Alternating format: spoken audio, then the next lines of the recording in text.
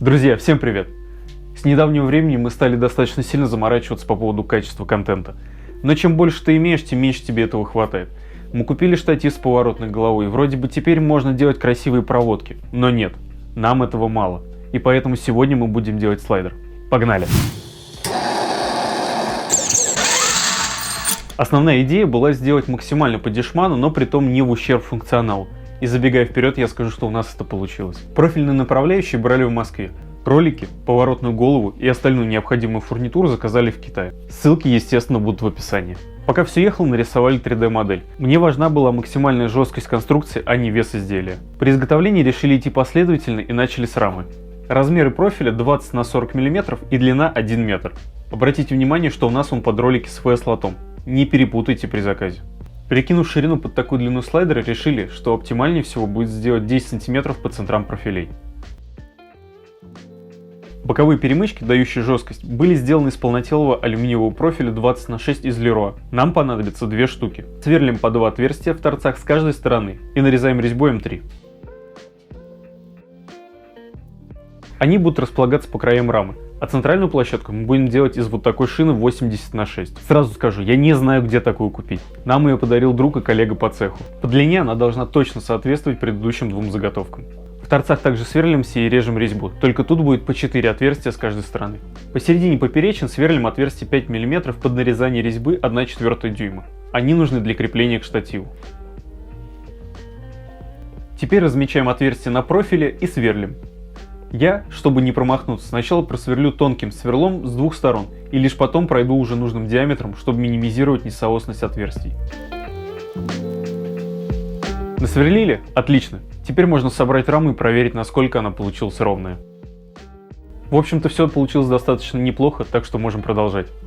По торцам у нас остались острые углы, да и каретка может выпасть, если их не закрыть. Берем профиль шириной 40 мм и отрезаем 2 заготовки нужного размера. Размечаем отверстия для крепления и сверлим. Если все подходит как надо, то собираем на винты, вкручивая их в предварительно нарезанные в торцах основного профиля резьбы М6.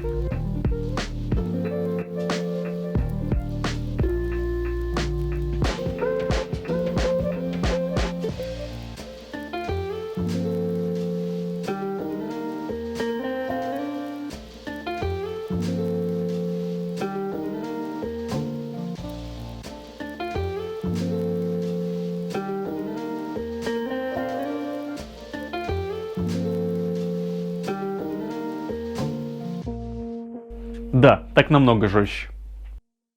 Ну и самое интересное – каретка. Сначала я примудрил, хотел сделать громоздкую, П-образную, но потом я посмотрел, как сделано у китайцев, и решил сделать так же. Просто пластину с роликами. Конструкция примитивна до ужаса. Берется такая же пластина, как и для центральной перемычки, и в ней сверлится отверстие, в которое крепим ролики через проставки. Также в ней по центру сверлим отверстие 6 мм, чтобы можно было насквозь прикрутить поворотную голову барашком.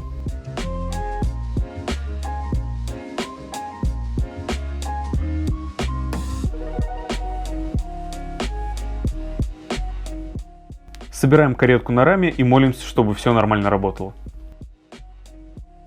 Вроде бы ничего не клинит, а значит монтируем всю эту конструкцию на штатив, прикручиваем поворотную голову и пробуем в деле.